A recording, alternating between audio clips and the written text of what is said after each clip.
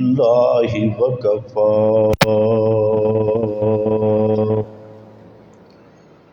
والصلاة والسلام على سید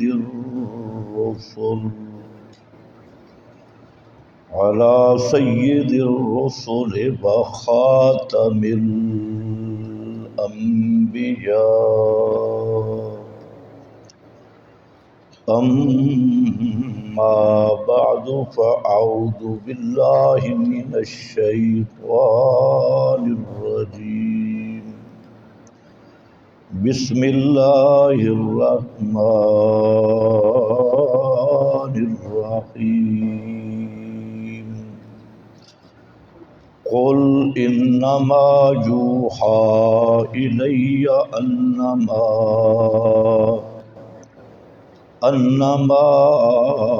إلهكم إله واحد فهل أنتم مسلمون سبحان ربك رب العزة عما يصفون وسلام على المرسلين والحمد لله رب العالمين۔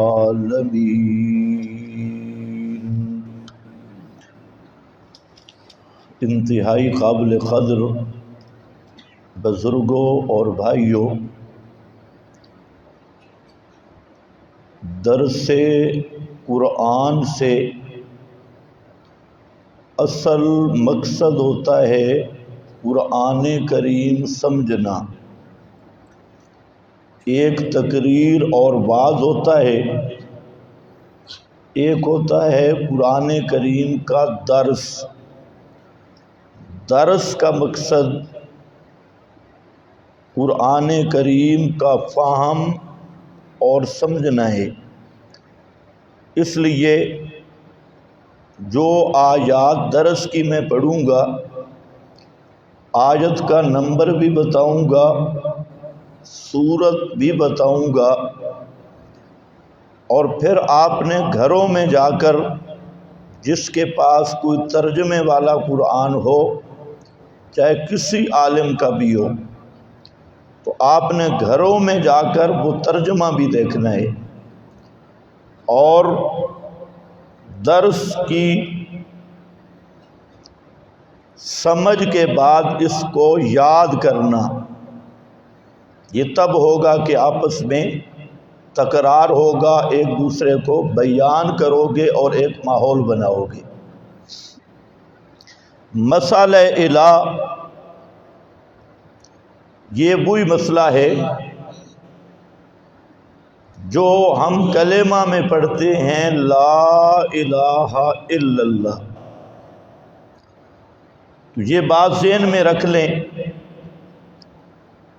کہ نجات اور کامیابی کے لیے لا الہ الا اللہ کو سمجھنا، پھر اس کو اپنانا، ماننا، اور پھر اس پر زندگی گزارنا، یہ تین چیزیں ہر مسلمان کے لیے ضروری ہیں کہ سب سے پہلے لا الہ الا اللہ کو سمجھے۔ سمجھنے کے بعد دوسرا نمبر ہے ماننے کا، کہ لا الہ الا اللہ میں جو کچھ ہے دل سے تصدیق کرے اور زبان سے بیان کرے۔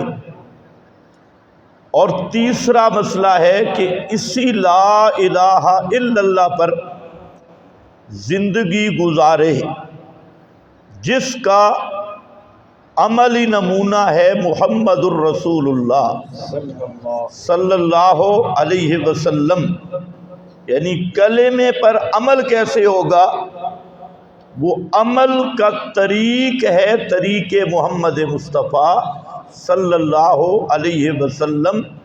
جب یہ تین چیزیں حاصل ہوتی ہیں تو آدمی مومن کہلوانے کا مستحق ہوتا ہے، مسلمان کہلوانے کا مستحق ہے۔ اگر ان تین چیزوں میں سے ایک بھی نہیں تو نجات نہیں ہوگی۔ اللہ تعالیٰ کے ہاں وہ آدمی مومن نہیں ہوگا، مسلمان نہیں ہوگا، چاہے جتنا بھی دعویٰ کرتا رہے۔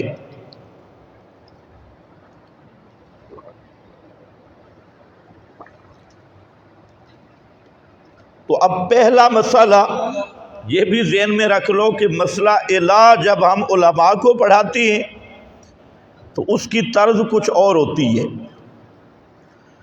اس میں تو 10 دن ہمارے لگتے ہیں، 6 گھنٹے پڑھا کے، 4 گھنٹے پڑھا کے۔ یہ عوامی طرز ہے جو ہمارے لیے مشکل ہوگی، آپ کے لیے آسان ہوگی، اور بالکل آسان لفظوں میں سمجھانے کی کوشش کروں گا، علمی ابحاث کو چھوڑ کر۔ تو مسئلہ الہ کا پہلا نمبر، اس مسئلہ کی عظمت اور اہمیت، کہ یہ مسئلہ اہم کتنا ہے، یہ مسئلہ عظیم کتنا ہے۔ تو آپ یہ ذہن میں رکھ لیں کہ یہی مسئلہ الہ اہم اتنا ہے کہ 1.25 لاکھ انبیاء کرام کو اسی مسئلہ کی دعوت کے لیے مبعوث کیا گیا، اور حضرات انبیاء کرام کو جتنی عظمتیں ملی، جتنے مقامات ملے، جتنے درجات اور شان فضائل اور فوادل ملے، اس سب کی بنیاد تھا یہی مسئلہ لا الہ الا اللہ۔ اس مسئلے کی بنیاد پہ حضرات انبیاء کرام کو معجزات ملے، اس مسئلے کی بنیاد پہ حضرات انبیاء کرام علیہم السلام کو عظمتیں، شان، مقام، مرتبے ملے، اور دعوت ہر پیغمبر کی یہی رہی، لا الہ الا اللہ، یعنی مسئلہ الہ کی دعوت۔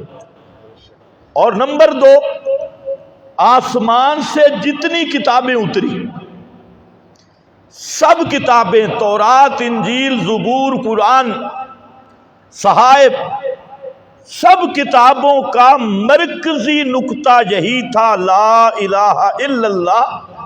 ہر کتاب کا محور، مرکزی نقطہ اور مقصودی نقطہ وہ یہی مسئلہ رہا، لا الہ الا اللہ، مسئلہ الہ۔ اور نمبر 3، اللہ نے اس کائنات کو بنایا ہے اسی لا الہ الا اللہ کی بنیاد پر۔ یہ سارے دلائل آئیں گے انشاءاللہ قرآن سے کہ اسی مسئلہ، یہ مقصود کائنات مسئلہ ہے، بنائے کائنات، اسی مسئلہ پر کائنات کو بنایا گیا، اور یہ مسئلہ جب تک کائنات کے اندر موجود ہے اس وقت تک کائنات آباد ہے۔ گویا اس کائنات کی روح وہ مسئلہ ہے لا الہ الا اللہ۔ یہی مسئلہ الہ یہ کائنات کا مقصود بھی ہے، یہ اس کائنات کی روح بھی ہے۔ اسی لیے امام کائنات نے فرمایا کہ جب ایک بھی لا الہ الا اللہ والا نہیں رہے گا تو اللہ اس کائنات کو ختم کر دیں گے اور قیامت قائم کر دیں گے۔ تو یہ اس بات کی دلیل ہے کہ اس کائنات کی روح وہ ہے لا الہ الا اللہ۔ جب روح نکل گئی تو کائنات نہیں رہے گی، ریزہ ریزہ ہو جائے گی، ختم ہو جائے گی، قیامت قائم ہو جائے گی۔ تو اس کائنات کی بنا بھی لا الہ الا اللہ، اس کائنات کی بقا بھی لا الہ الا اللہ۔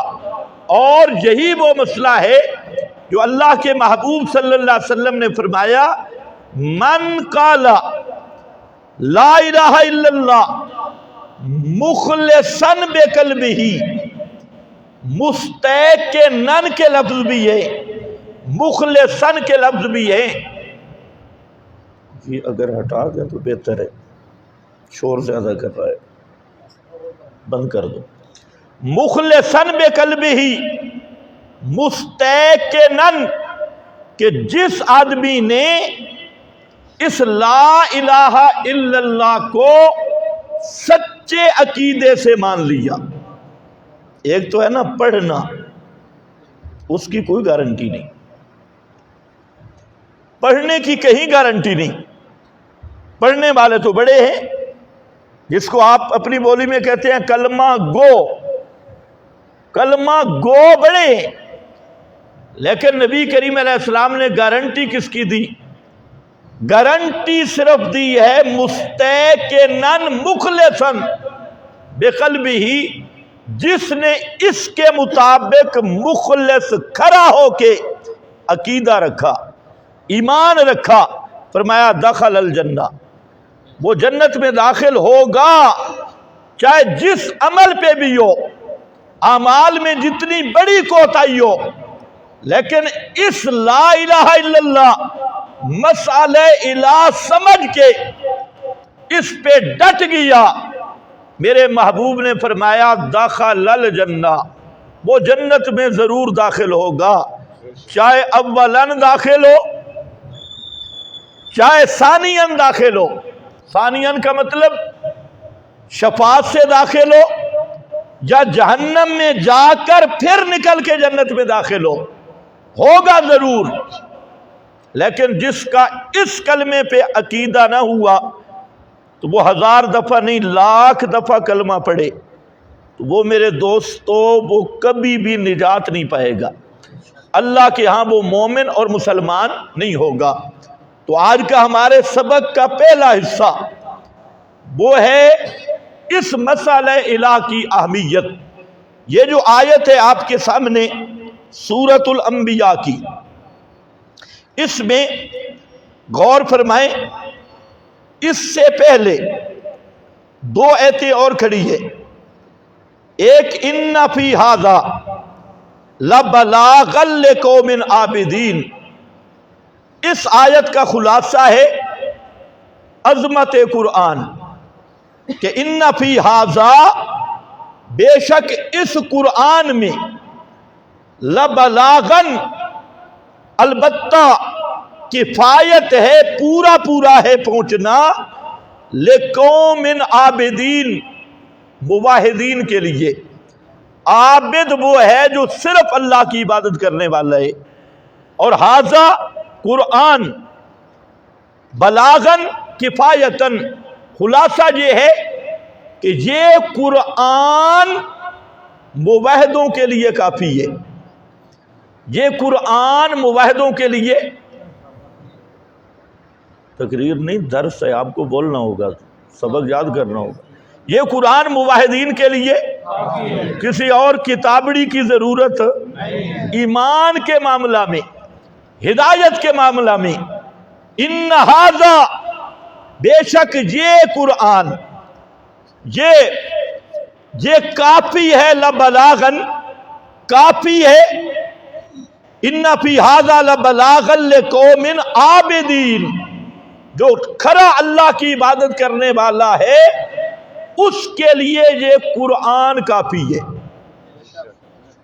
ایک تو اس میں عظمت قرآن کو بیان کیا، قرآن کی شان کو، آگے جس پہ قرآن آیا اس کی شان کو بیان کیا، وما ارسلناک الا رحمت للعالمین، فرمایا میرے محبوب ہم نے آپ کو پوری کائنات کے لیے باعث رحمت بنا کے بھیجا، رحمت للعالمین، پیغمبر کریم کو پوری کائنات کے لیے باعث رحمت، علماء جانتے ہیں رحمتن مفعول لہو ہے، اور وہی معنی حضرت شیخ الہند کا میں ذکر کر رہا ہوں، رحمت بنا کے بھیجا یعنی باعث رحمت بنایا۔ اور وہ رحمت کیا ہے جو پیغمبر کریم لے کے آئے؟ وہ رحمت یہی ہے، ان فی ھذا لبلاغا لقوم عابدین، جیسے وَنُنَزِّلُ مِنَ الْقُرْآنِ مَا هُوَ شِفَاءٌ وَرَحْمَةٌ، اور مَا كُنْتَ تَرْجُو ان یلقا الیک الکتاب ولکن رحمۃ من ربک، پیغمبر جو رحمت لائے، جس رحمت کا سبب بنے، وہ رحمت، اس رحمت کا نام قرآن ہے۔ اللہ نے جس پہ قرآن آیا ان کی عظمت بیان کی کہ میرے پیغمبر آپ کی یہ دعوت قرآن والی، یہ صرف عرب والوں کے لیے نہیں، صرف عجم والوں کے لیے نہیں، صرف کسی خاص زمانے کے لیے نہیں، خاص مکان کے لیے نہیں، للعالمین، آپ کی یہ قرآنی دعوت پوری کائنات کے لیے عام ہے، ہر انسان کے لیے عام ہے۔ اور جہاں جس علاقے میں کوئی بستا ہے، کسی زمانے میں کوئی آئے گا، قیامت تک آپ کا پیغام رحمت اور دعوت قرآن یہ سب کے لیے عام ہے۔ پیغمبر کریم کی شان بیان کی، اب دونوں کی کٹھی شان آ رہی ہے، وہ قرآن والی رحمت اور امام الانبیاء والی رحمت، دونوں رحمتوں کا خلاصہ کیا ہے؟ امام کائنات رحمت بن کے آئے، یعنی قرآن لے کے آئے، رحمت بن کے آئے یعنی قرآن لے کے آئے۔ اور وہ قرآن کیا لے کے آیا؟ جو قرآن لایا وہی رحمت للعالمین لائے، جو رحمت للعالمین لائے وہی چیز قرآن لایا۔ اب ذرا دیکھنا ہے، دونوں رحمتوں کو ملایا اور فرمایا میرا پیغمبر قل اعلان کر، اس رحمت للعالمین کا خلاصہ کیا ہے؟ وہ یہ ہے انما یوحا الی انما الہکم الہ واحد۔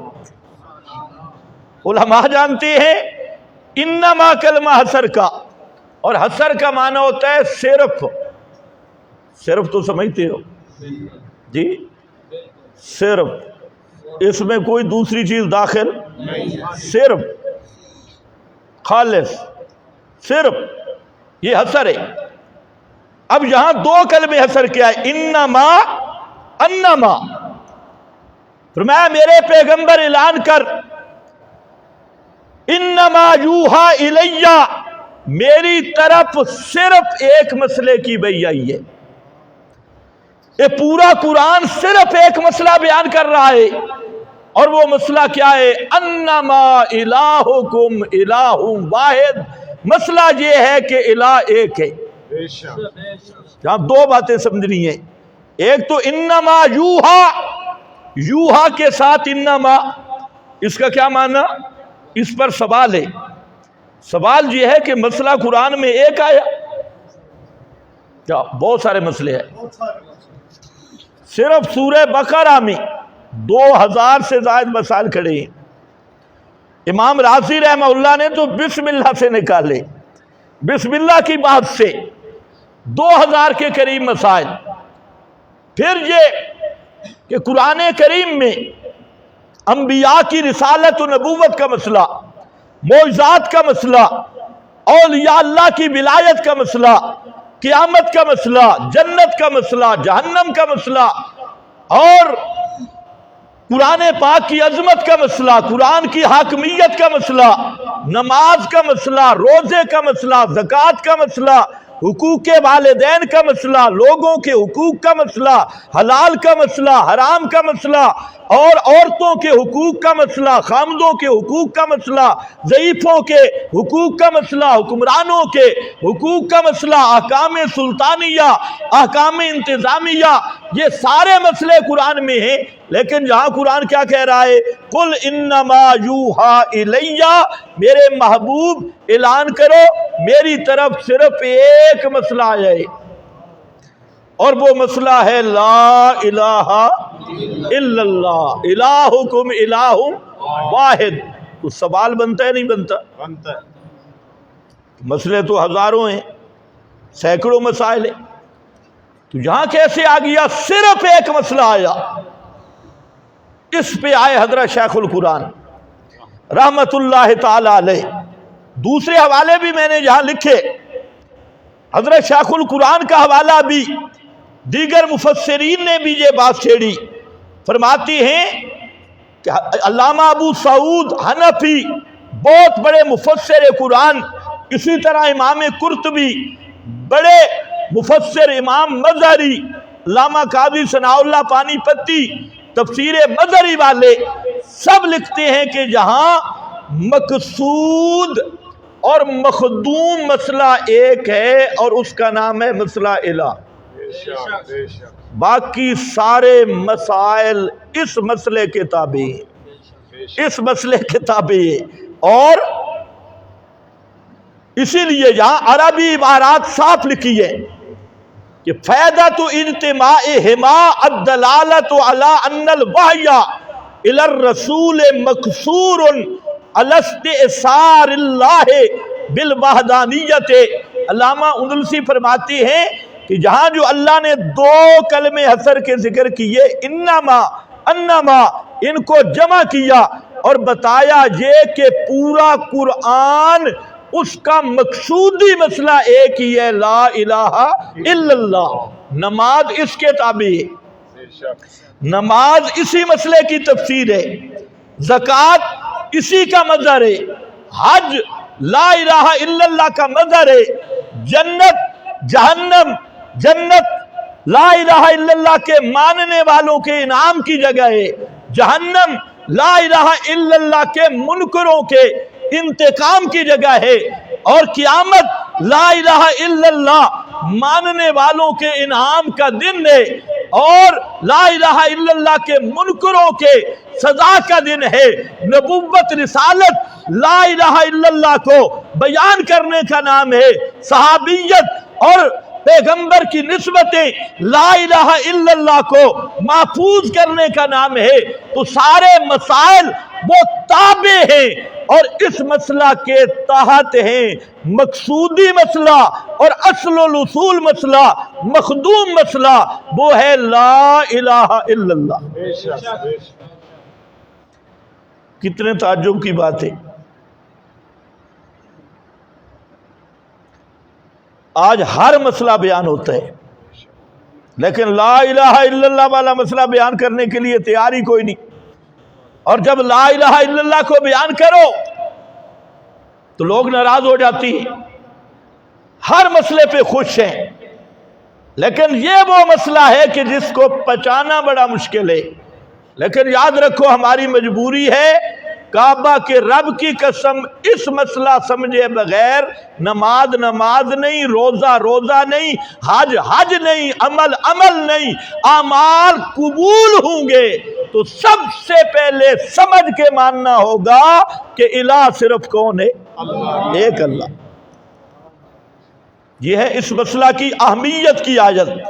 آگے اللہ نے ترغیب دی، فَهَلْ أَنْتُمْ مُسْلِمُونَ، کیا ہو تم ماننے والو، کیا مانو گے اس مسئلہ کو؟ اتنا عظیم مسئلہ جو پیغمبر کی ساری رحمت کا خلاصہ، جو پورے قرآن کا مقصود اور اصل الاصول، فرمایا فَهَلْ أَنْتُمْ مُسْلِمُونَ، او اب تو مان لو، اب بھی نہیں مانو گے؟ اب ذرا نکالیں جناب سورہ ہود، دوسری آیت۔ جو ساتھی بیٹھے ہیں وہ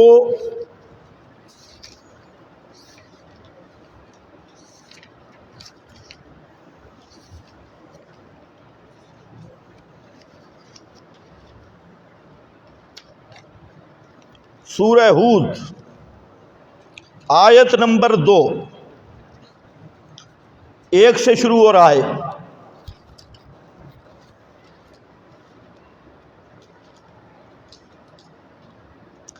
کتاب احکمت آیاتہ ثم فصلت من لدن حکیم خبیر۔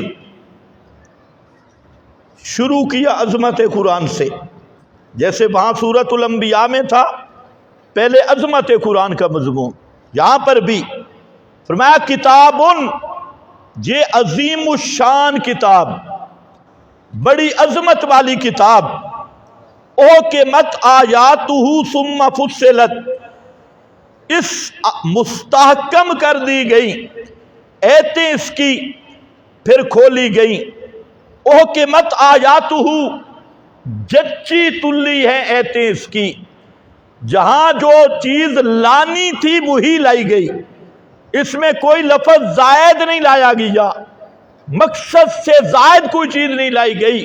او کے مت، اور دوسرا معنی او کے مت آیاتہ، بڑی پکی پکی باتیں ہیں اس قرآن کی، مضبوط باتیں۔ کوئی کتاب ہے اس کی ہر بات کو آپ پکی نہیں کہہ سکتے، کچی بہت ہوتی ہے۔ قرآن وہ کتاب ہے جس کی بسم اللہ کی با سے لے کے والناس کی سین تک جو مسئلہ بھی بیان کیا بڑا پکا کر کے بیان کیا، مضبوط کر کے بیان کیا، مستحکم کر کے بیان کیا۔ فرمایا ثم فصلت، پھر کھلی کھلی باتیں، کوئی پہیلی نہیں۔ وہ عورت بتاؤ جس کا خامند بھی نبی، بیٹے بھی نبی، باپ بھی نبی، یہ پہیلیاں نہیں۔ فصلت، مفصل، کھلی ہوئی ہے بھی جچی تلی پکی، اور ہے بھی واضح اور صاف، کوئی ہو سے ہی قرآن سے مسئلہ سمجھنے والا۔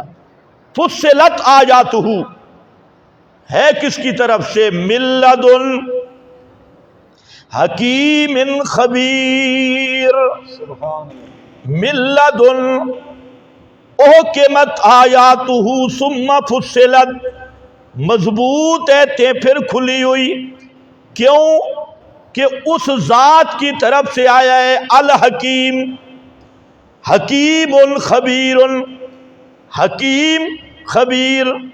پیچھے کے احکمت آیاتو، اس کے آگے ذکر کیا حکیم ثم فصلت، اس کے ساتھ لگ رہا ہے خبیر۔ مفصل اس لیے ہے کہ خبیر کی طرف سے ہے، خبردار، اور احکمت آیاتو اس لیے ہے کہ حکیم کا کلام ہے، حکیم کا۔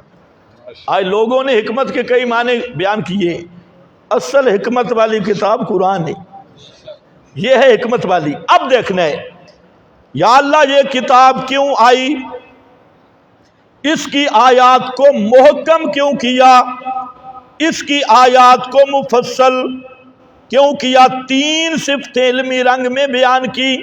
ایک تو آیات مستحکم ہیں، نمبر دو آیات واضح ہیں، نمبر تین یہ کلام اللہ ہے، اللہ کا کلام ہے، کسی انسان کا کلام نہیں۔ یا اللہ یہ تین صفتیں آ گئی، اب بتا یہ قرآن کیوں آیا؟ اللہ تعبدوا الا اللہ، اللہ تعبدوا الا اللہ، بے اللہ تعبدوا الا اللہ۔ علماء جانتے ہیں اللہ بے اللہ تعبدوا الا اللہ، یہ قرآن آیا یہ مسئلہ بیان کرنے کے لیے ہے کہ اے لوگو اللہ کے سوا کسی کی عبادت نہیں کرنی۔ کس مسئلے کے ساتھ آیا؟ اللہ کے سوا کسی کی عبادت نہیں کرنی۔ اللہ تعبدوا الا اللہ، پہلے عظمت قرآن اور پھر مقصد قرآن بیان کیا کہ یہ قرآن آیا یہ مسئلہ بیان کرنے کے لیے ہے، اللہ تعبدوا الا اللہ۔ اب پیغمبر کی رسالت، تیسرا مضمون بالکل وہی جو سورہ انبیاء میں تھا۔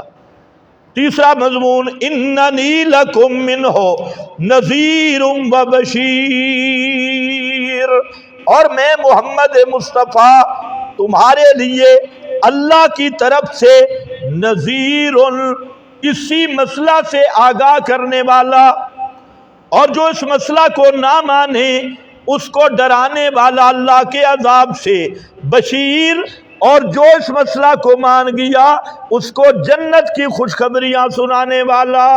تو میں محمد مصطفیٰ نذیر بن کے آیا، بشیر بن کے آیا، کس بات کے نذیر؟ کہ جو اس مسئلہ کو مانے گا وہ اللہ کے عذاب سے بچ جائے گا، اور جو نہیں مانے گا وہ اللہ کے عذاب سے بچ نہیں سکتا۔ تو مسئلہ کیا نکلا؟ اللہ تعبدوا الا اللہ، کہ اللہ کے سوا کوئی عبادت کے لائق نہیں ہے۔ اب کچھ لوگ کہتے ہیں کہ یہ ترجمے اپنے کرتی ہے، لیکن الحمدللہ ہم جو معنی کرتے ہیں 14 صدیوں سے مفسرین نے اس آیت کا یہی معنی کیا ہوتا ہے۔ اب یہ ہے اللہ تعبدوا الا اللہ، ذرا خیال سے سننا۔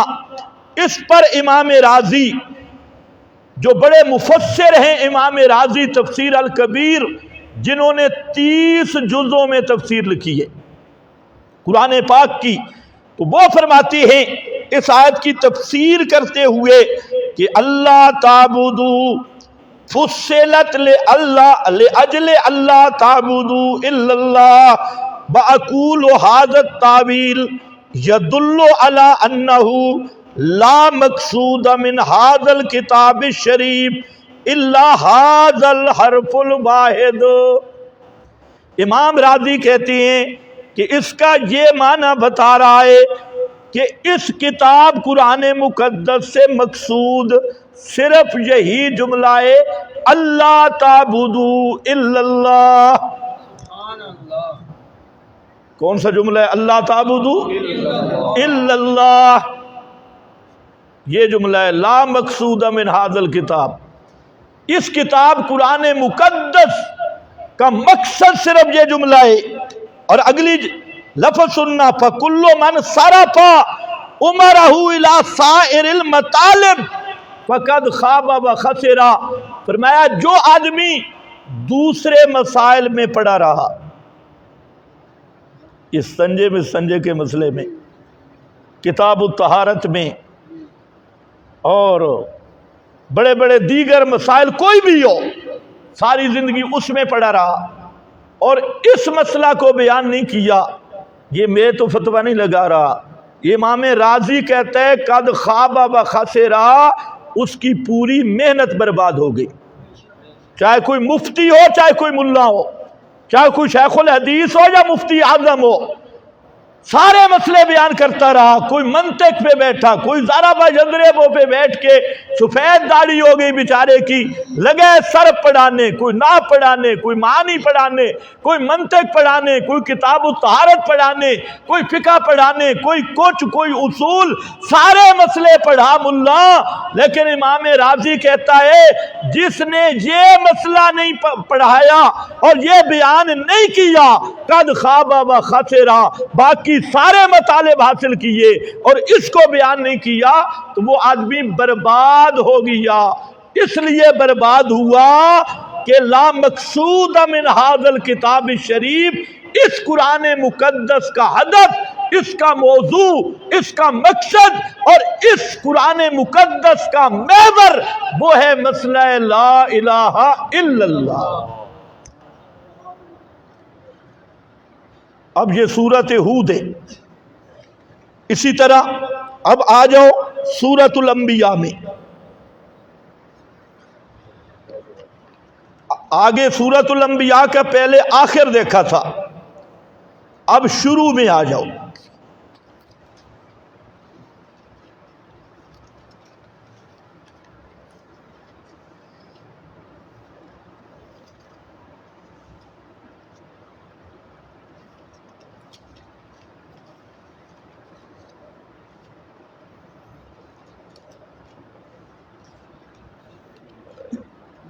آیت نمبر 24 اور آیت نمبر 25۔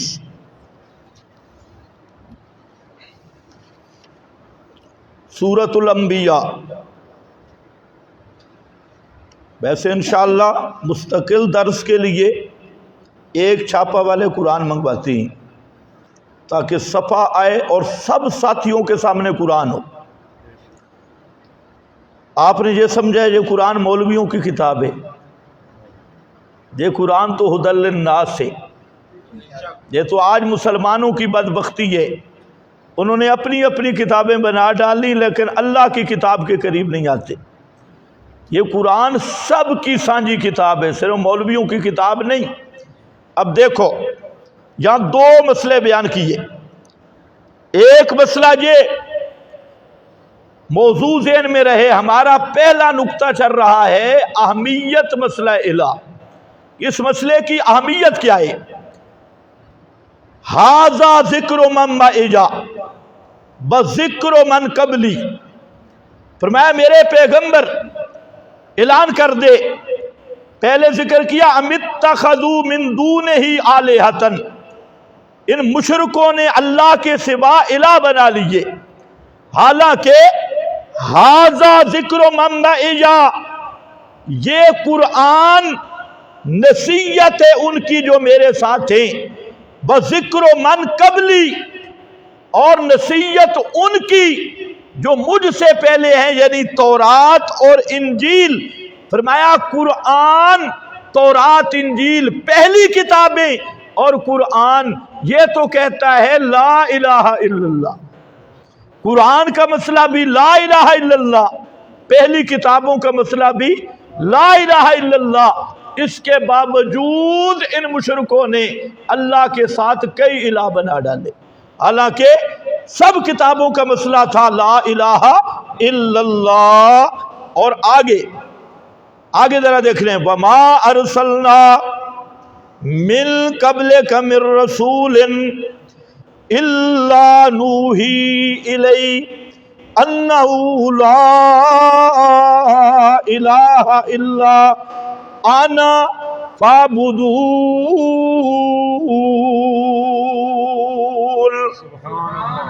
وما ارسلنا من قبلک، اور نہیں بھیجا ہم نے تجھ سے پہلے، من رسول، کوئی رسول، الا نوحی الی، مگر ہم وحی کرتے رہے اس رسول کی طرف، کس چیز کی وحی؟ انہو، مسئلہ یہ تھا، انہو، بے شک یہ، لا الہ الا انا فاعبدون،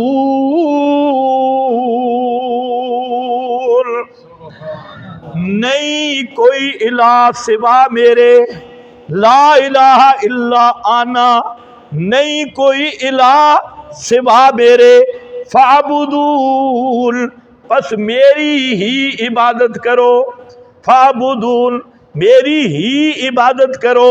تو حاصل کیا نکلا؟ سب کتابوں کا مسئلہ کیا ہے؟ لا الہ الا اللہ۔ سارے نبیوں کی دعوت کیا ہے؟ دلیل کیا ہے؟ ما ارسلنا من قبلک من رسول الا نوحی الیہ انہ لا الہ الا انا فاعبدون۔ سورۃ النحل نکالیں، آیت نمبر 36۔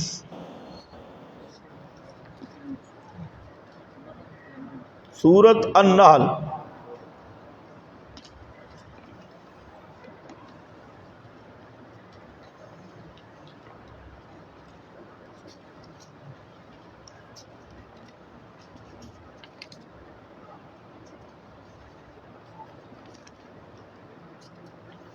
سورۃ النحل 14واں پارہ، آیت نمبر 36۔ وَلَقَدْ بَعَثْنَا فِي كُلِّ أُمَّةٍ رَسُولًا،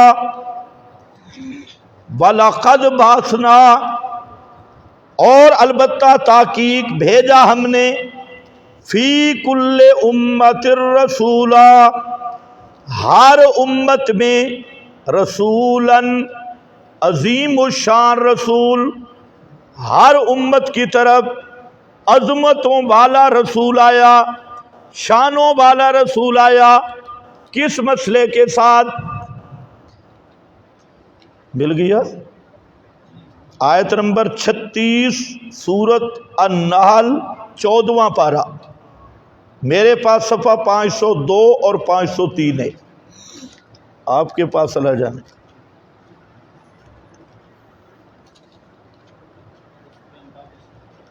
245 سب دیکھو۔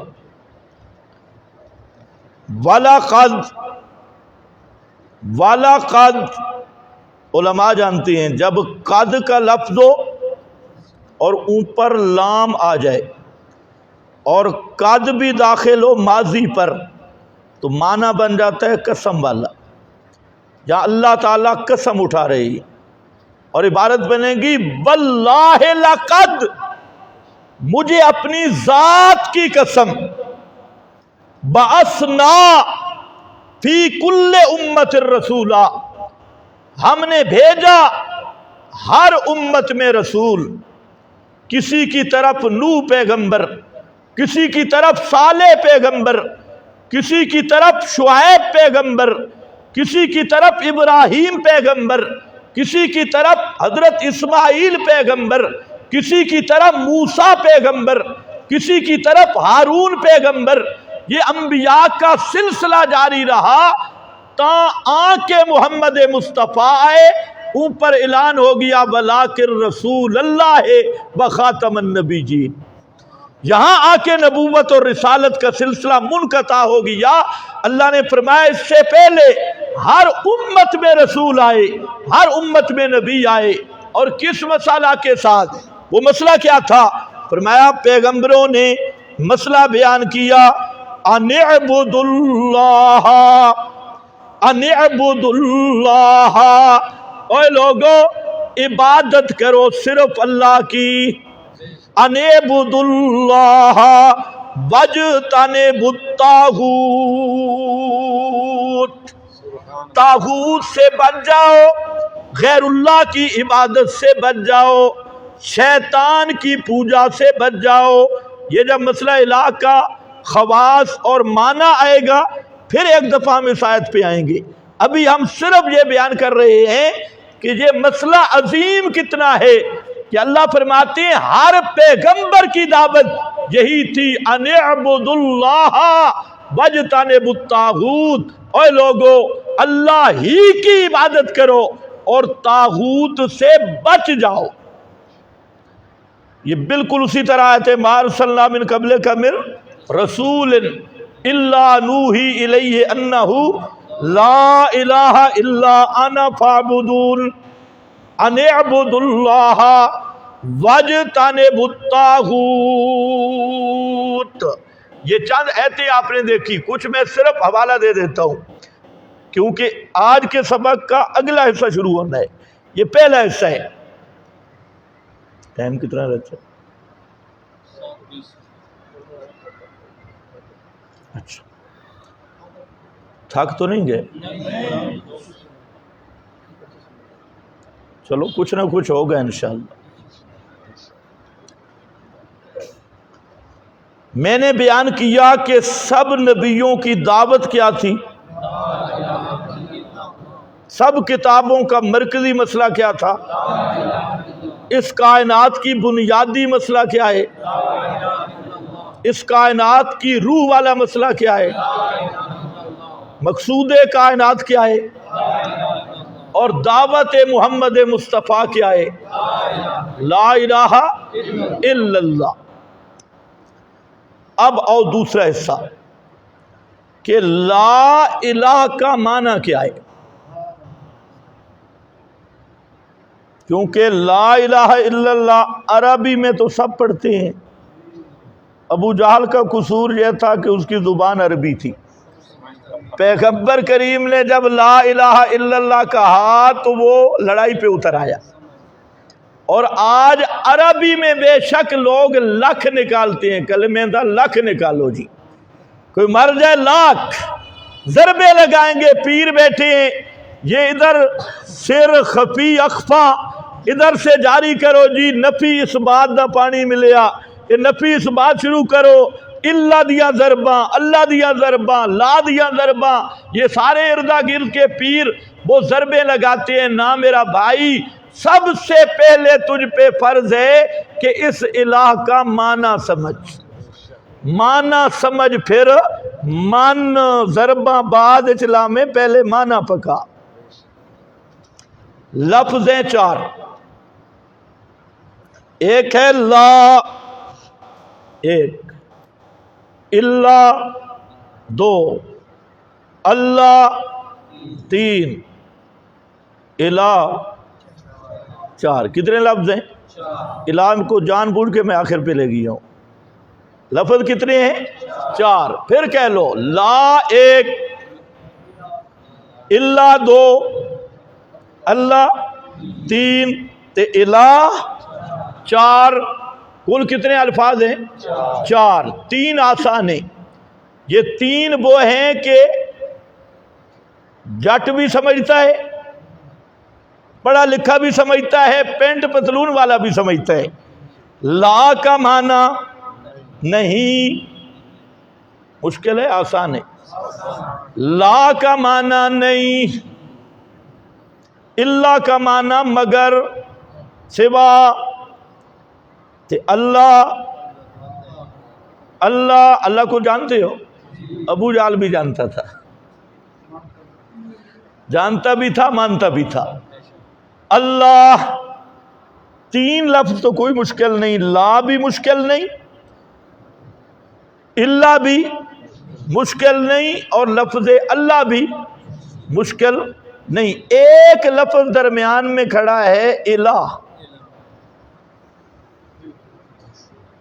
اسی پہ سارا جھگڑا ہے. آج بھی خدا کی قسم اسی پہ جھگڑا ہے، اور 1.25 لاکھ نبیوں کا جھگڑا اسی پہ رہا.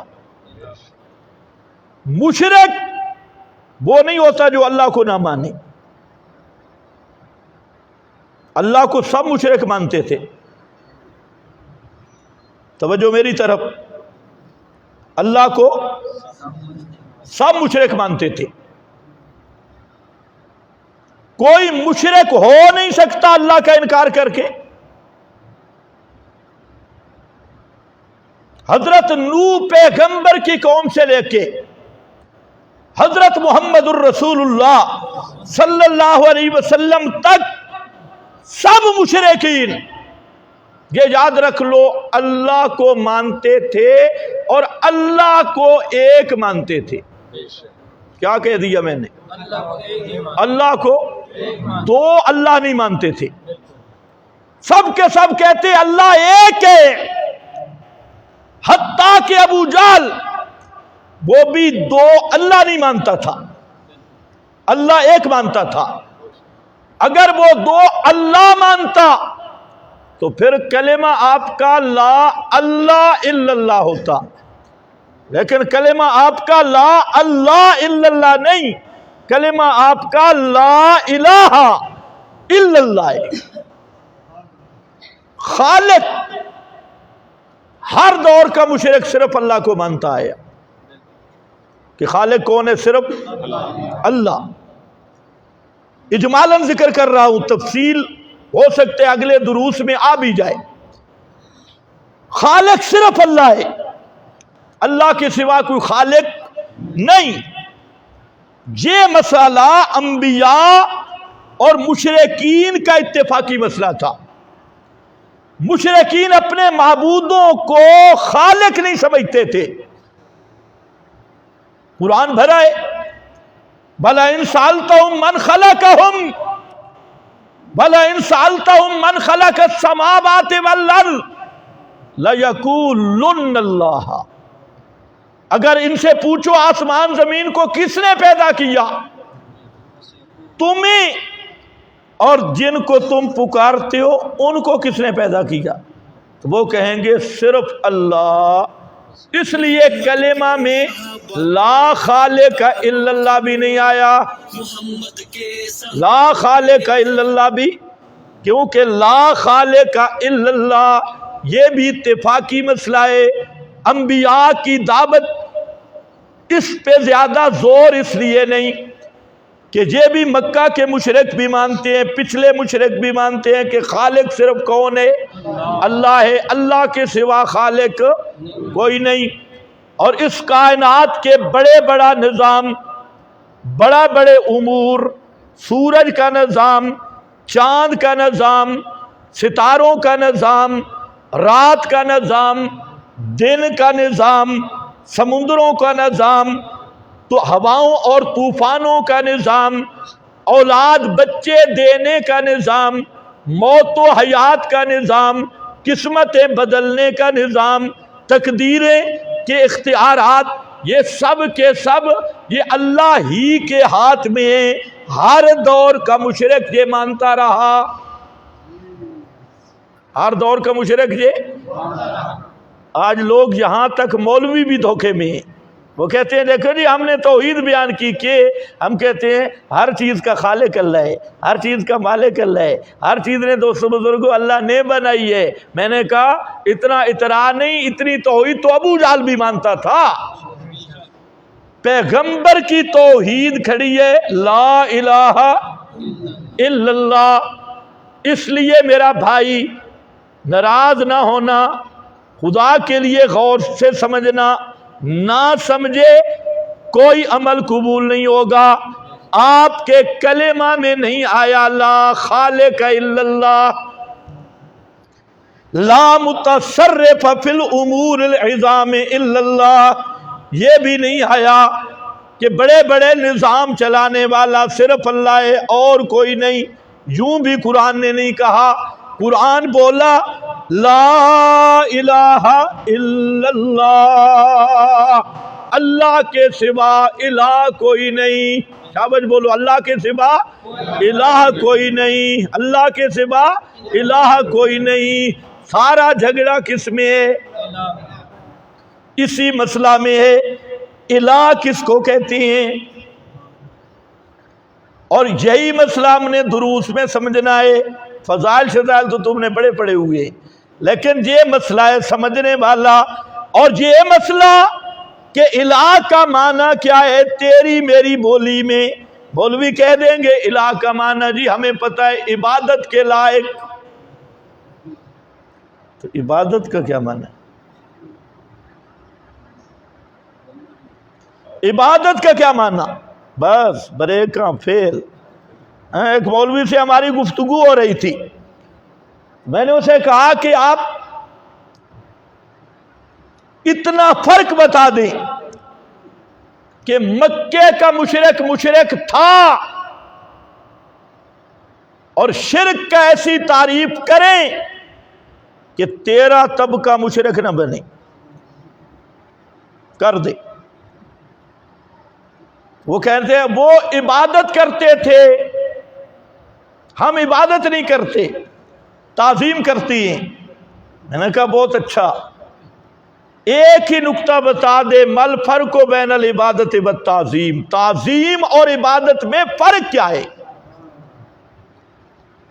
کیا فرق ہوگا؟ تعظیم کس کو کہتی ہیں، عبادت کس کو کہتی ہیں؟ اور یہی فرق اور یہ راز معلوم ہو جائے کہ عبادت کیا ہے۔ عبادت عربی ہے نا میرا بھائی، مولویوں کی باتیں تو بڑی علمی ہیں، ہم سارے علمی نکات چھوڑ کے آپ کے ذہنی سطح پہ آ رہی ہے۔ ہم صرف یہ کہتے ہیں کہ الہ کا معنی ہماری بولی میں بتاؤ کیا ہے۔ عبادت عربی ہے، اس سے کوئی آگے نکلے گا کہے گا اللہ کے سوا بندگی کے لائق کوئی نہیں۔ کس کے لائق؟ بندگی کے لائق کوئی نہیں۔ تے بندگی فارسی ہے، اب فارسی میں چلا گیا، ادھر عربی میں چلا گیا، اور سارا جھگڑا جہاں کھڑا ہے سب انبیاء کی دعوت کا یہی نقطہ سمجھنے والا ہے کہ سب نے کہا اللہ کے سوا الہ کوئی نہیں۔ الہ کا معنی کیا ہے؟ سارے فرقوں، شیعوں سے پوچھو، بریلروں سے پوچھو اور للڑوں سے پوچھو، ساری دنیا کے ملا سے پوچھو، اور صاف سن لو خدا کی قسم، یہ جتنے ہمارے مد مقابل فرقے بنے ہوئے ہیں سب سے ہمارا جھگڑا اسی لفظ میں ہے۔ ہم کہتے ہیں اللہ کے سوا الہ کوئی نہیں، الہ صرف اللہ ہے۔ اب کچھ نہ کچھ سمجھنا چاہیے یا نہیں؟ سبحان اللہ۔ اس پر ایک بات تھوڑی سی علمی ہے لیکن آسان لفظوں میں سمجھو۔ عبادت کس چیز کا نام ہے؟ امام بیضاوی صاحب روح المعانی بڑے بڑے ائمہ نے ایک معنی کیا عبادت کہتے ہیں غایت تذلل، اقصی درجہ، آخری درجہ کی عاجزی، انتہا درجے کی ذلت، اس کو کہتے ہیں عبادت۔ اس پر ایک اشکال ہے، سوال ہے کہ عاجزی اور ذلت کی انتہا اگر یہی معنی ہے عبادت کا تو پھر سوائے سجدے کے کوئی چیز عبادت نہیں، کیونکہ ذلت کی انتہا کس میں ہوتی ہے؟ سجدے میں۔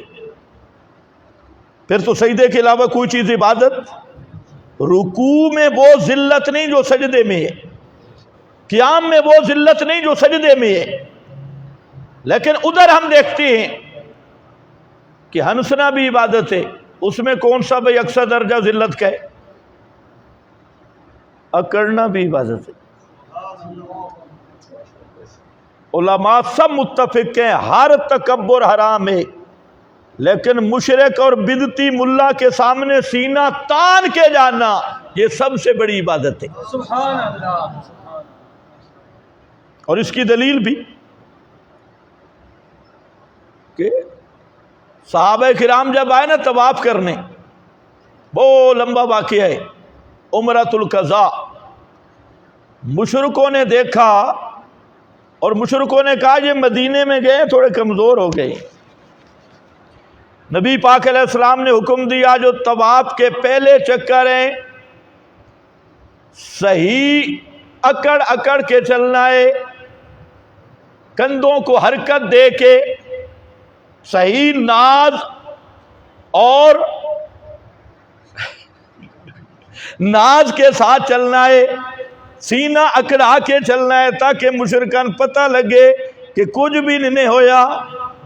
معلوم ہوتا ہے مشرک کے سامنے اکڑنا بھی عبادت ہے یا نہیں؟ وہ آج بھی جو جاتی ہو نا پہلے چکر میں تو رمل کرتی ہو اور کندھوں کو اکڑاتی ہو، اب تو وہاں مشرک نہیں، اب تو وہاں مواحد ہیں۔ لیکن جو صحابہ کی ادا تھی وہ اللہ کو وہ پسند آئی کہ قیامت تک مواحدین جس طرح صحابہ چلے تھے، اللہ فرماتے ہیں چلنا بھی اسی طرح ہے، اسی طرح اپنے کندھوں کو ہلاؤ۔ اکڑنا بھی عبادت ہے تو پھر عاجزی کہاں گئی، تذلل کہاں گیا؟ یہ سوال تھا۔ اس سوال کو حل کیا حافظ ابن القیم نے رحمت اللہ تعالی علیہ۔ حافظ کا مقصد یہ ہے کہ تذلل دو قسم کا ہے، تعریف ٹھیک ہے لیکن تذلل دو قسم کا ہے۔ ایک تذلل جسمانی ہے، جسم کا جھکنا، اعضاء کا جھکنا، اور ایک تذلل اعتقادی ہے، عقیدے کا تذلل۔ فرمایا کہ جہاں جو علماء نے بحث کی کہ تذلل کی انتہا، عاجزی کی انتہا یہ جسم والا تذلل نہیں کہ اشکال ہے سجدے میں جو تذلل ہے رکوع میں نہیں، قیام میں نہیں۔ فرماتے ہیں یہ تذلل اعتقادی ہے، اور مطلب یہ ہے کسی ہستی میں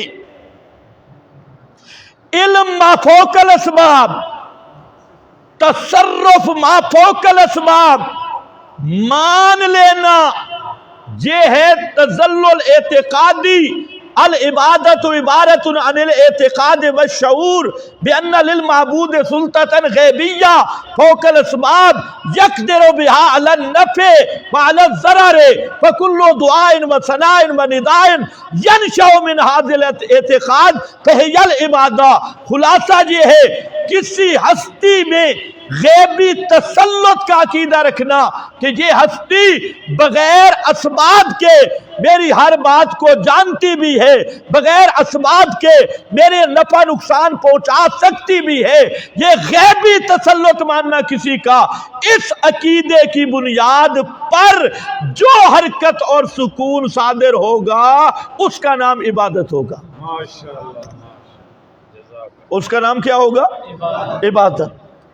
ایک بات۔ دوسری بات میں عرض کرتا ہوں، پورا قرآن پڑھ لو اول سے لے کے آخر تک، جہاں پر اللہ نے الہ کا مسئلہ بیان کیا وہاں پر یہ دو تصرف ضرور بیان کیے، تصرف علمی بھی یہ بیان کیا جہاں قرآن میں مسئلہ الہ آیا وہاں اللہ نے بیان کیا الہ میں ہوں، کیوں؟ اس لیے کہ ما فوق الاسباب جاننے والا میں ہوں، ما فوق الاسباب تصرف کرنے والا میں ہوں۔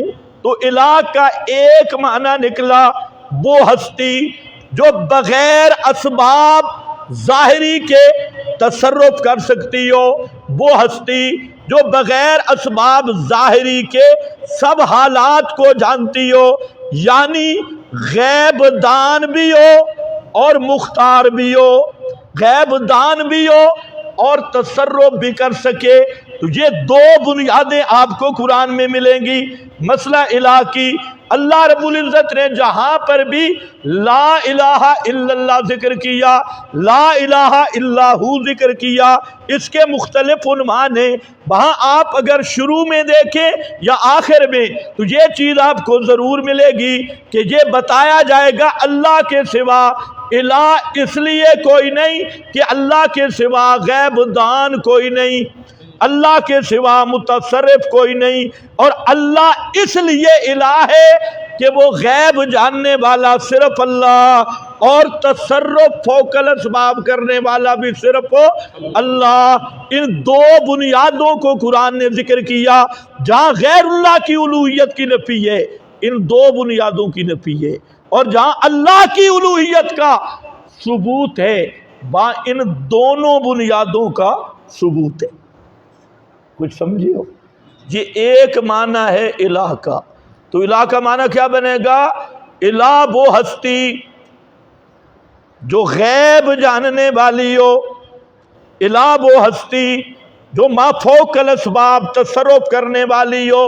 اب ذرا پڑھ لو لا الہ الا اللہ، اللہ کے سوا غیب جاننے والا بھی کوئی نہیں، اللہ کے سوا ما فوق الاسباب تصرف کرنے والا بھی کوئی نہیں ہے۔ یہ ہے معنی لا الہ الا اللہ، یہ ایک عنوان ہے۔ اس عنوان پر ذرا دیکھ لیں سورہ النمل نکالیں، جو بڑے بڑے مولویوں کو سمجھ نہیں آیا ہد کو سمجھ آ گیا۔ سورہ النمل شریف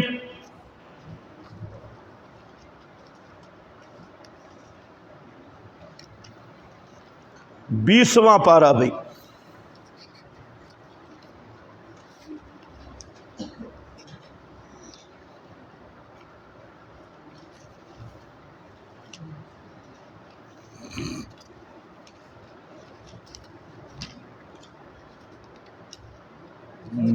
اسی پارے اسی صورت میں انک لا تسمع الموتیٰ بھی کھڑا ہے۔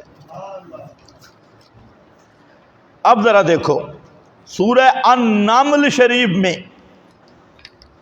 جہاں اللہ تعالیٰ نے ہد کا واقعہ ذکر کیا،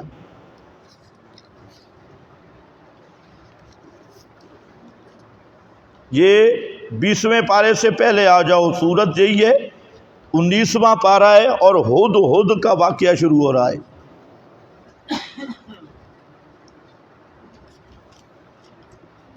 آیت نمبر 26،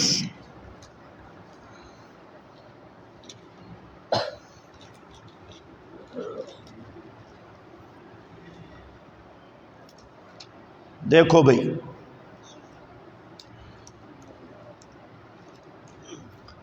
انی وجدت امرأۃ، ہد پرندہ آ گیا، لمبا واقعہ ذکر کیا۔ ہد غائب ہو گیا تھا، حضرت سلیمان نے قسم اٹھائی تھی 3 باتوں میں سے ایک بات ضرور ہوگی، وہ واقعہ انشاءاللہ پھر کبھی۔ اب یہاں پر کیا آیا؟ جب ہد آیا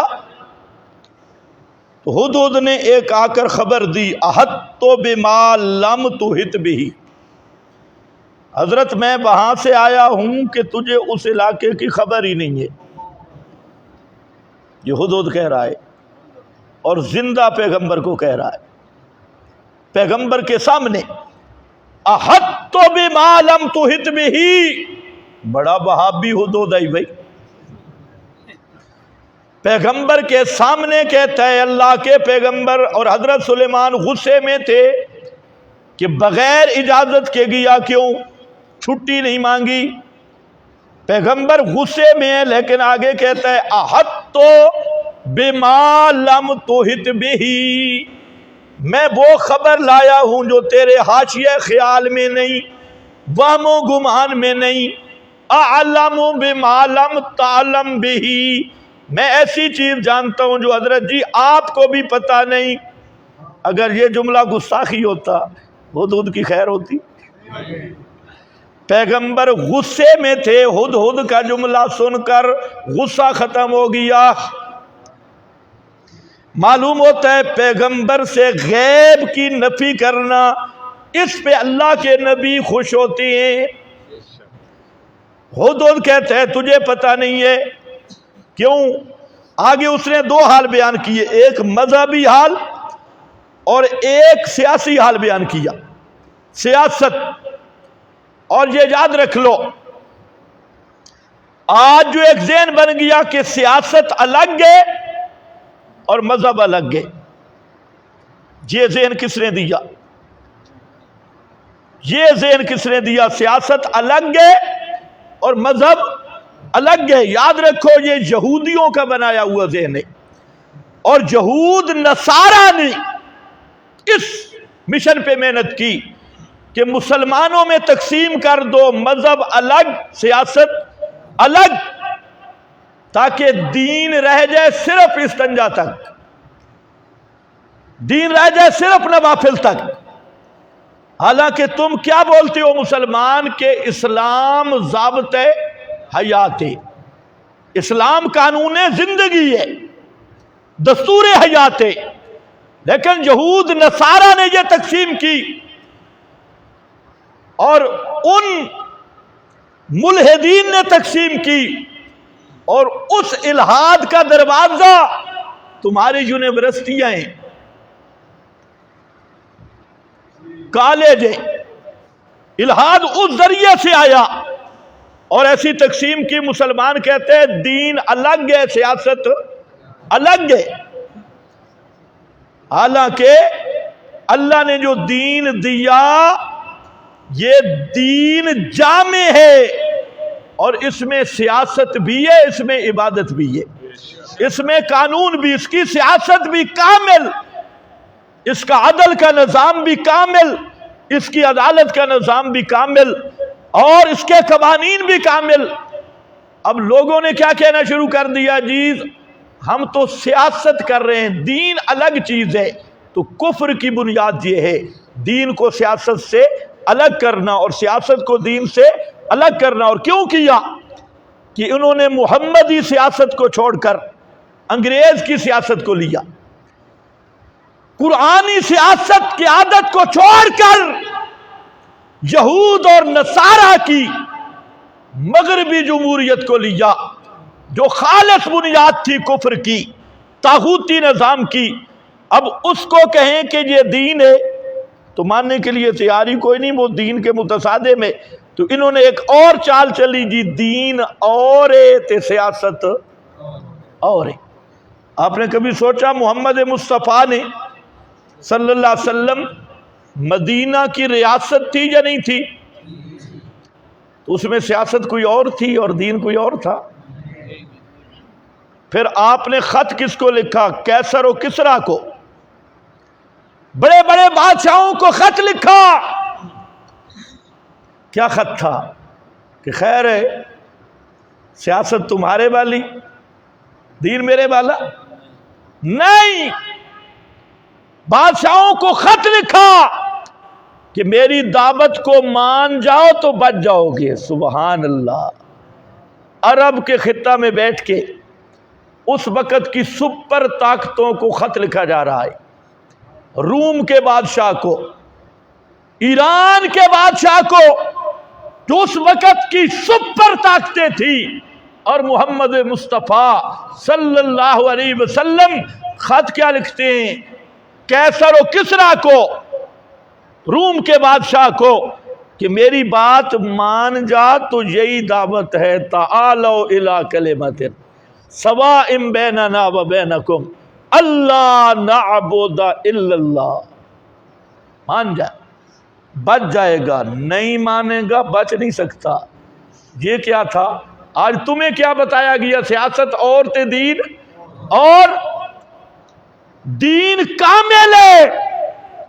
और ये जो तुम पे अंग्रेज की सियासत मुसल्लत की गई, ये तागूत की इबादत और खालिस कुफ्र पे मबनी निज़ाम है।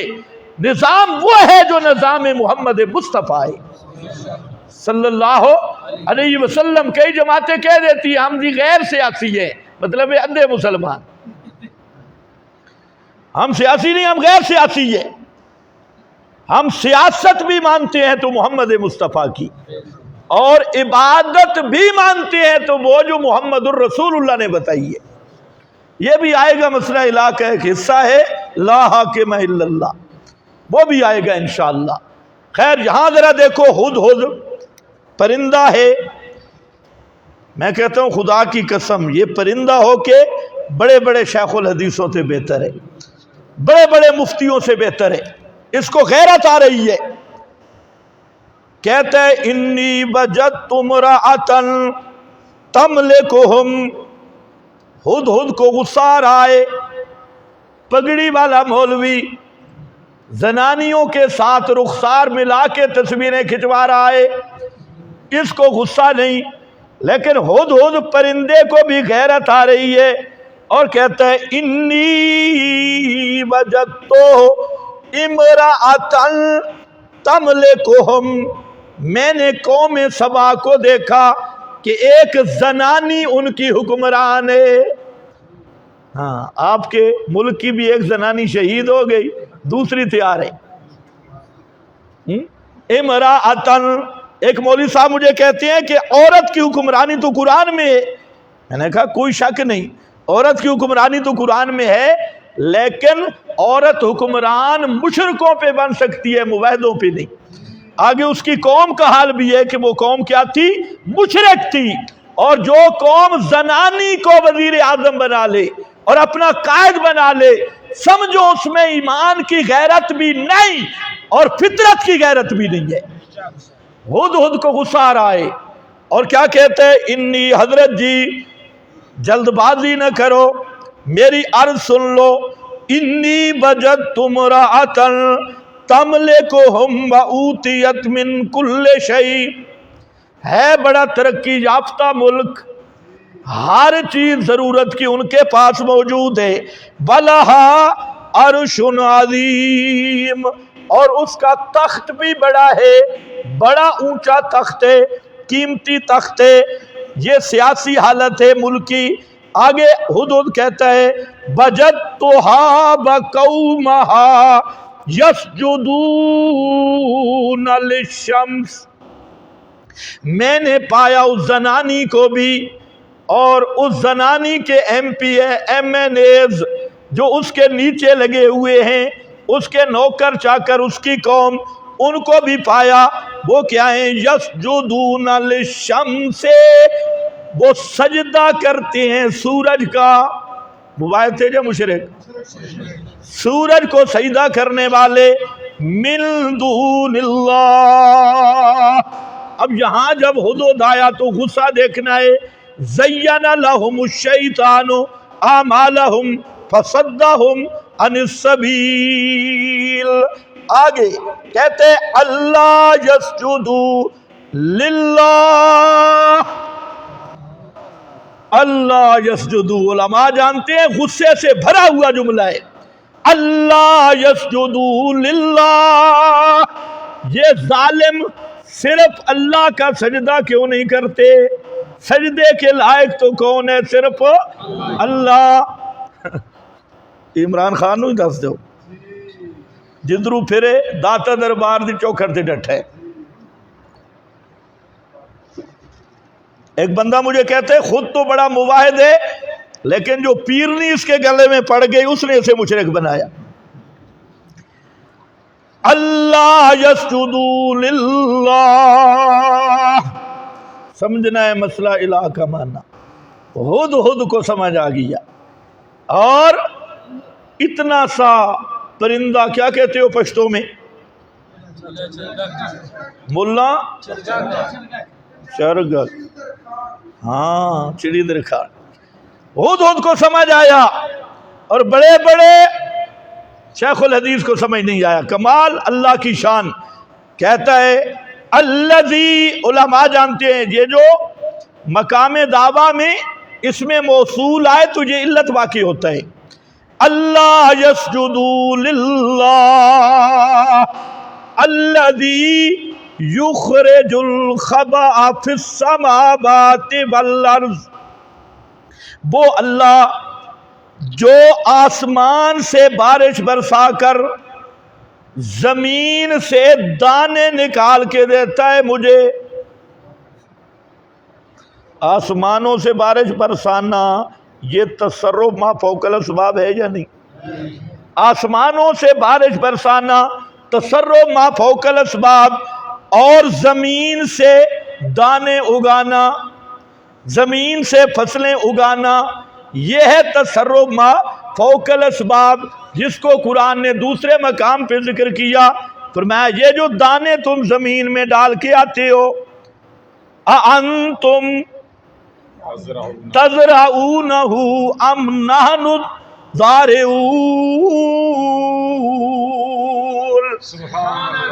اے تسی اگان دے آؤ یا اسی اگامن والے؟ دانے تو تم ڈال کے آتے ہو، اب اس دانے سے پودا تم بناتے ہو۔ ام نحن الزارعون، جب وہ بنانے والے ہم میں، تو دانا ڈالنا تحت الاسباب ہے۔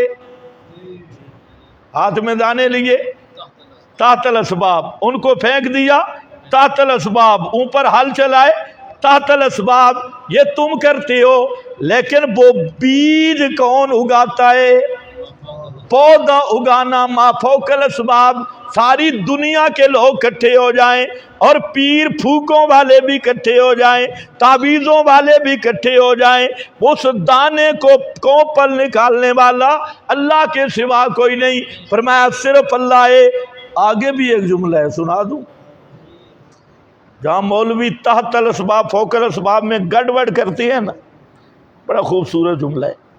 اللہ فرماتے ہیں تم نے شادی کی، بیوی سے ہم بستری کی، تمنون، یہ تحت الاسباب ہے۔ ہم کہتے ہیں ملا جی اس کے لیے بھی کسی پیر کو پکار کے دیکھ، اللہ کرے تمہیں سمجھ نہ آئے۔ تمنون، فرمایا تم ہم بستری میں اپنی بیوی کے رحم میں منی کا قطرہ ڈالتے ہو، یہ کیا ہے؟ تحت الاسباب۔ اس کام کے لیے کسی پیر کو پکارے گا؟ کسی زندہ مردہ کو نہیں۔ اللہ فرماتے ہیں اگلی بات سن، اَأَنْتُمْ تَخْلُقُونَهُ أَمْ نَحْنُ الْخَالِقُونَ، نطفہ تم ڈالتے ہو، نطفہ سے بچہ تم بناتے ہو یا میں بنانے والا ہوں؟ یہ ہے فوق الاسباب۔ یہی ہدہد نے بات کی، فرمایا وہ اللہ یخرج الخبا، پوشیدہ چیزیں نکالتا ہے، فی السماوات والارض۔ ایک بنیاد آ گئی کہ تصرف ما فوق الاسباب کرنے والا کون؟ آسمانوں سے بارشیں برسانے والا کون؟ دانوں سے کونپلیں نکالنے والا کون؟ اب یہ وہ تصرف ما فوق الاسباب ہے، یہ غیبی تسلط والا تصرف ہے۔ یہ ثابت کر کے دوسری بنیاد، وَيَعْلَمُ مَا تُخْفُونَ وَمَا تُعْلِنُونَ،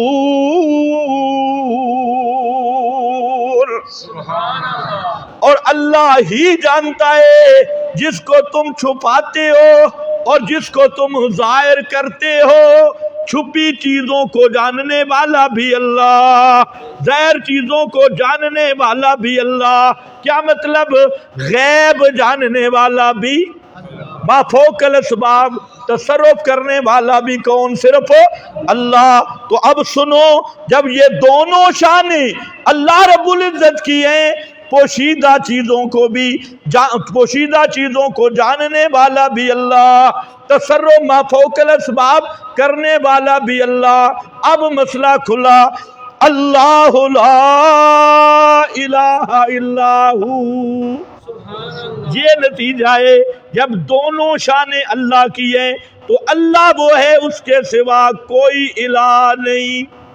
لا الہ الا ہو رب العرش العظیم۔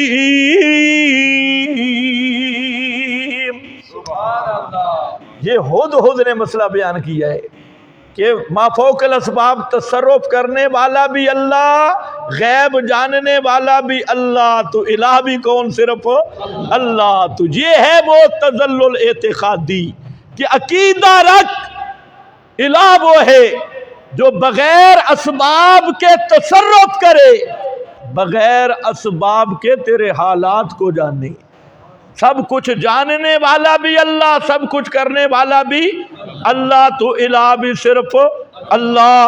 ایک مقام صرف دیکھ لو پھر وقت قریب ہے، سورہ طٰہٰ ہے،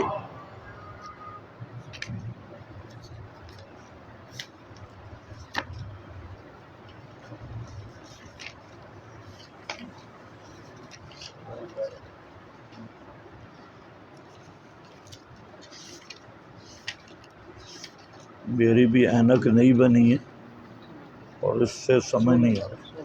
ہاں ٹھیک، اس سے آدھا نظر آتا ہے آدھا نہیں آتا۔ دیکھو جی سورہ طٰہٰ بالکل شروع،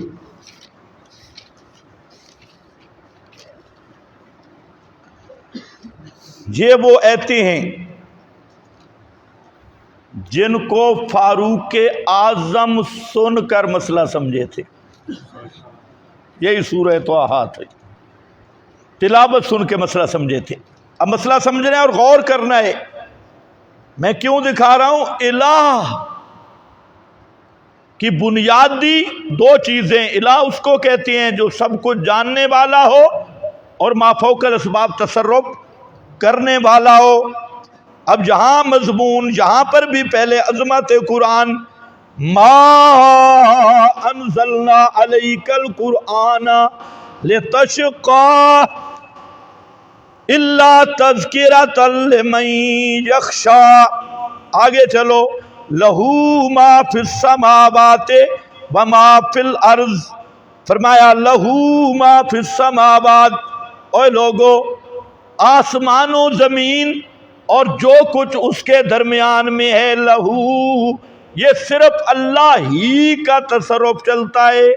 لہو التصرف، لہو خلقن ملکن عبیدن تصرفن، آسمان میں بھی تصرف صرف اللہ کا چلتا ہے، زمین میں بھی تصرف صرف اللہ کا چلتا ہے۔ اور فرمایا وما بینہما، آسمان اور زمین کے درمیان میں بھی تصرف صرف اللہ کا چلتا ہے۔ وما تحت الثری، اور زمین جہاں ختم ہو گئی گیلی مٹی یعنی تحت ثری میں، وہاں پر بھی تصرف کس کا چلتا ہے؟ اللہ۔ پیران دا کتے چلتا ہے؟ آسمانوں پر بھی تصرف کس کا؟ اللہ کا یا صرف اللہ کا؟ صرف اللہ ہی کا۔ لہو کی تقدیم حصر کے لیے اور لہو کی لام اختصاص کے لیے، فرمایا لہو ما فی السماوات، آسمان کی ہر چیز، زمین کی ہر چیز، اس پہ تصرف صرف اللہ کا، کسی غیر کا تصرف نہیں ہے، کسی پیر فقیر زندہ مردہ کا تصرف نہیں ہے۔ وما بینہما، اور آسمان و زمین کے درمیان والا خلا، اس میں بھی تصرف کس کا؟ صرف اللہ کا۔ وما تحت الثری، اور زمین کے نیچے بھی تصرف کس کا؟ صرف کوئی جگہ رہ گئی؟ اچھا یہ تصرف ہے، یہ اسی کا خاصہ ہے۔ اور آگے ذرا دیکھنا ہے، وَإِن تَجْهَرْ بِالْقَوْلِ فَإِنَّهُ يَعْلَمُ السِّرَّ وَأَخْفَى، ساری کائنات میں تصرف صرف اللہ رب العالمین کا، کسی دوسرے کا تصرف نہیں. یہ پہلی بنیاد ثابت ہوئی.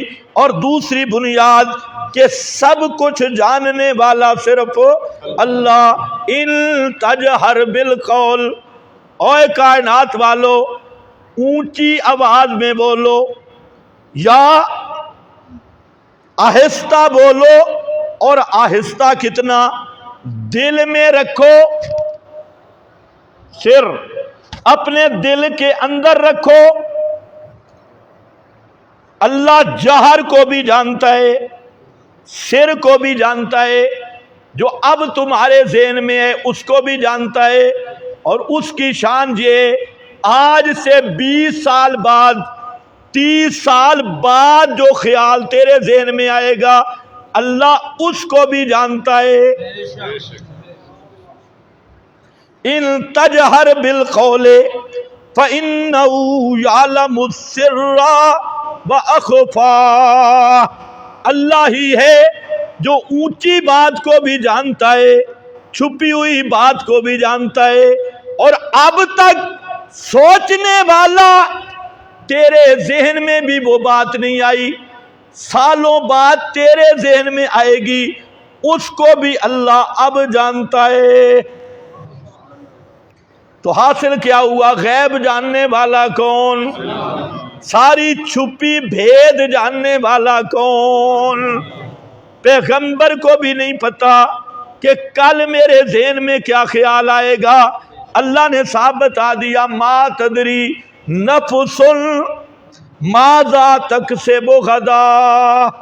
میرا پیغمبر کوئی بھی نہیں جانتا کل کیا ہونے والا ہے، اور دلوں میں کل کیا آنے والا ہے کوئی بھی نہیں جانتا. اسی لیے فرمایا میرے محبوب لا تقولن لشیء انی فاعل ذلک غدا. کسی ایک چیز کے بارے میں بھی نہ کہنا کہ کل میں کروں گا، کل میں کروں گا. نہیں، ساتھ کہہ لیا کرو انشاءاللہ. اگر اللہ نے چاہا، انشاءاللہ اللہ نے چاہا. تو فرمایا اللہ ہی ہے نا آسمانوں والی مخلوق، اس پہ بھی تصرف اس کا، زمین والی مخلوق اس پہ بھی تصرف اس کا، درمیان والی مخلوق اس پہ بھی تصرف اس کا، تحت الثری والے حالات اس پہ بھی تصرف اس کا. اور اللہ ہی ہے نا کہ یہ اس کی شان تصرف والی. علم کیا ہے؟ جہر کو بھی جانے، سر کو بھی جانتا ہے، اخفا کو بھی جانتا ہے. جب یہ دونوں بنیادیں پکی ہو گئی تو اب سمجھو مسئلہ الہ. فرمایا اللہ لا الہ الا ہو، اللہ لا الہ الا ہو. جب دونوں باتیں سمجھ آ گئی، اللہ کے سوا متصرف بھی کوئی نہیں، اللہ کے سوا غیب دان بھی کوئی نہیں، تو پھر ماننا ہوگا اللہ کے سوا الہ بھی کوئی نہیں. مجھے کہتے یا اللہ چلو ٹھیک الہ کوئی نہیں، لیکن ہم تو وسیلہ بناتے ہیں نا. یہ بھی مشرک کا یو ٹرن ہے. جو بہت پیچھے آئے تو کیا کہتے ہیں ہم تو وسیلہ بناتے ہیں. اللہ نے یہ مسئلہ بھی جہاں حل کیا، فرمایا وسیلہ نہیں، یہ تم شرک کا پتیلا بناتے ہو. یہ وسیلہ نہیں، یہ شرک کا پتیلا ہے. اگر وسیلہ بنانا ہے تو آؤ میں بتاتا ہوں وسیلہ کیا ہے. الہ وہ ہے پکاریں سننے والا وہ ہے. تو وسیلہ کیا ہے؟ فرمایا لہ الاسماء الحسنی، لہ الاسماء الحسنی.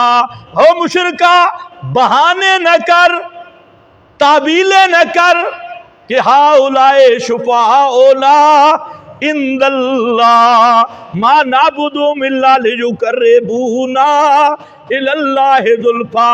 بہانے نہ بنا، تعویلیں نہ کر، تعریفیں نہ کر. الہ صرف اللہ.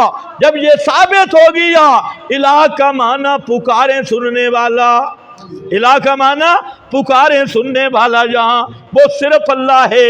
تو یا اللہ ہم تو غیروں کو پکارتے ہیں تیرے دربار کا وسیلہ سمجھ کے، پر اگر وسیلہ ہی بنانا ہے لَهُ الْأَسْمَاءُ الْحُسْنَى، اللہ کے ناموں سے خوبصورت نام کسی کے نہیں، تو جب اللہ سے مانگو نا اللہ کے ناموں کا وسیلہ پیش کیا کرو۔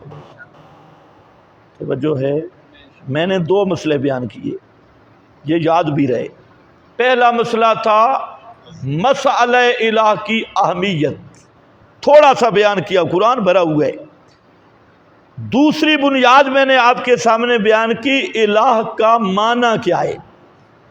ایک معنی بیان کیا الہ کا کہ وہ ہستی جو ما فوق الاسباب تصرف کرنے والی ہو، وہ ہستی جو غیب جاننے والی ہو۔ اب اس عقیدے کے ساتھ پیغمبر کو پکارے گا، یا رسول اللہ پکارے گا، ما فوق الاسباب متصرف مان کر اور غیب دان مان کر، تو اس نے رسول اللہ کو الہ مانا ہے۔ 1000 دفعہ کہے کہ میں الہ صرف ایک کو مانتا ہوں، جب الوہیت کی حقیقت کسی ولی کے متعلق یہ عقیدہ رکھا کہ یہ ما فوق الاسباب متصرف بھی ہے، غیب دان بھی ہے، اور پھر کہتا ہے اے پیرا اے فلانا، تو اس نے اس غیر اللہ کو کیا بنایا؟ الہ بنایا، اور کلمہ کیا تھا؟ لا الہ الا اللہ۔ اس لیے میرا بھائی یہ قرآن مقدس کا وہ مسئلہ ہے، 50 سورت اسی مسئلے پہ آئی کہ غیب جاننے والا کون ہے؟ صرف اللہ، اور متصرف کون ہے؟ صرف اللہ۔ جب متصرف بھی اللہ، غیب دان بھی اللہ، تو الہ بھی صرف اللہ۔ یہ معنی ہے الہ کا۔ کچھ لوگ کہتے ہیں ہم تو جی عطائی تصرف مانتی، عطائی علم غیب مانتی ہے۔ تو میں نے کہا پھر تم ابو جہل جیسے مشرک ہو۔ ابو جہل بھی عطائی مانتا تھا، ذاتی نہیں مانتا۔ وہ بھی کہتا اللہ نے ان کو الوہیت عطا کی، اور یہ بھی کہتے اللہ نے ان کو عطا کی۔ تو کہتے ہم سے کتنی رعایت ہوگی؟ میں نے کہا اتنی جتنی ابو جہل سے ہوگی، اتنی۔ اس لیے مسئلہ یہی کھڑا ہے، انشاءاللہ آئندہ درس اس سے آگے ہوگا، اور اس بنیاد کے بعد اس کو بھی ہم اور قرآن پاک کی سیر کریں گے، اور پھر الوہیت کے خواص بھی انشاءاللہ ہم قرآن سے بیان کریں گے کہ قرآن نے الوہیت کے خواص کون سے ذکر کیے ہیں۔ اسی سے واضح ہوگا توحید کیا ہے اور شرک کیا ہے، اور اسی سے پتہ چل جائے گا مسلمان کون ہے اور مشرک کون ہے۔ آپ جتنے ساتھی ہیں، آج تو ہماری ابتداء تمہید ہے، آئندہ جو درس ہونا ہے کب ہے؟ 15 دنوں بعد چھوڑ کر دوسرے جمعے پہ درس ہوگا مغرب کے بعد، اور آپ جتنے ساتھی آئے ہیں دائی بن جائیں، دائی۔ آپ کو یقیناً فائدہ ہوا ہوگا۔ نئے نئے ساتھی لائیں، قرآن سامنے رکھیں۔ اول تو خود ساتھی ایک ایک قرآن لے لے، تاج کمپنی کا یہ 13 لینوں والا ہے، کون سا ہے؟ 16 لینوں والا، تاکہ تمہیں ہم صفحہ بھی بتائیں گے، فلاں صفحہ فلاں آیت، اور پھر تحریر کرو۔ جو میرے نوجوان بھائی بیٹھے ہو، یہ قرآن سمجھنا تم پہ بھی ضروری ہے۔ تو عقائد کے مسائل یہ، اور بڑی پیار محبت سے قرآن سمجھو۔ اور میں نے تو آپ کو کہا کہ آپ پھر تراجم والے قرآن دیکھو، جہاں ترجمہ ہے دیکھو، پھر سوال کرو۔ اب بھی درس ختم ہو گیا، ابھی کسی ساتھی کے ذہن میں اگر کوئی سوال ہے تو وہ کر سکتا ہے، جو سبق پڑھے۔ یہ ہمارے لیے اعزاز ہے کہ یہ ہمارے شیخ کا مرکز ہے، اور یہ بھی ہمارے لیے اعزاز ہے کہ جن کی ہم نے بڑی مدت تک انتظار کی، حضرت مولانا طلحہ نعمانی صاحب، تو اللہ نے ان کو بھی خیر خیریت سے اس مقام تک پہنچا دیا کہ اب یہ ہمارے حضرت الاستاذ کے جانشین ہیں۔ اللہ تعالیٰ ان کو استقامت دے، اور ان کو حضرت الاستاذ کے نقش قدم پہ چلنے کی توفیق عطا فرمائے، اسی طرز پہ مسئلہ توحید بیان کرنے کی توفیق عطا فرمائے۔ یہ ہم اور آپ سب مواحدین کی خواہش تھی کہ ہمارے شیخ کا مرکز آباد ہو، الحمدللہ یہ مرکز اب آباد ہو چکا ہے۔